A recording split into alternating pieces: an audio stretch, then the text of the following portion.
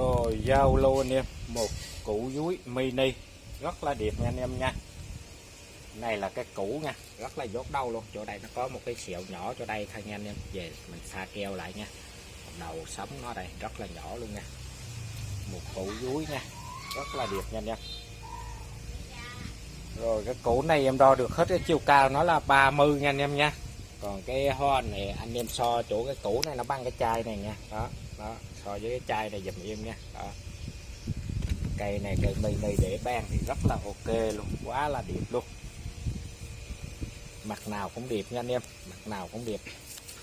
Đó. Mặt nào cũng như mặt nấy luôn, rất là đẹp nha. Đó. Rễ nè, rễ thì rất là nhiều nha. Dúi thì anh em biết cách trồng thì nó rất là dễ sống nha anh em nha, quá đẹp luôn.